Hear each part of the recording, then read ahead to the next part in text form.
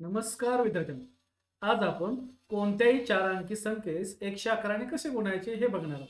आता आपण एक्झाम्पल म्हणून 1224 घेऊया. त्या 1224 ला आपल्याला 111 ने गुणायचं. तर 111 ने कोणत्याही संख्येस गुणा, 2 अंकीला गुणा, 3 अंकीला गुणा, 4 अंकीला गुणा, 5 अंकीला गुणा किंवा 6 अंकीला गुणा.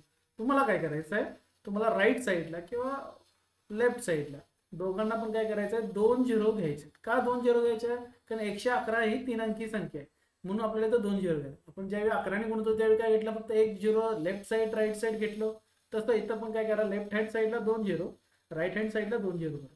आणि आता ग्रुप करताना आपल्याला 3-3चा ग्रुप करायचा. म्हणजे इकडून राईट साईडनं सुरुवात करा, ह्या तिघांची काय करा, बेरीज करा. आणि ती बेरीज येणारी बेरीज इथं लिहित जावं. जर बेरीज करून जर हातचा आला, म्हणजे 2 अंकी संख्या आली, 1 अंक इथं लिहायचा आणि उरलेला हातचा द्यायचा. मग आपण घेऊया 0 अधिक 0 अधिक 4 काय येणार बघा, 4. 1 अंक लिहिला, 1 अंक खोडा, परत पुढचा अंक मिळवा. 2 गुणले 4, सॉरी 2 अधिक 4 अधिक 0 किती होणार बघा, 6. 1 खोडा, परत पुढचा अंक घ्या. 2 अधिक 2 4, 4 आणि 4 8, इथं 8. 1 अंक खोड, परत पुढचा अंक घ्या. 1 अधिक 2 अधिक 2 किती येणार बघा, 5. 1 अंक लिहिला की 1 अंक खोडा, परत पुढचा अंक घ्या. 0 अधिक 1 अधिक 2 किती होणार बघा, 3. 1 अंक लिहिला की 1 अंक खोडा, परत 3 अंक बघा. 0 अधिक 0 अधिक 1 किती येणार बघा, 1. आपलं हे आलं उत्तर.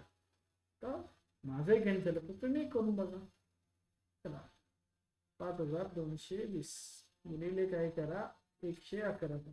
याचं उत्तर करून माझ्या कमेंट्समध्ये मला उत्तर सांगा. थँक्यू.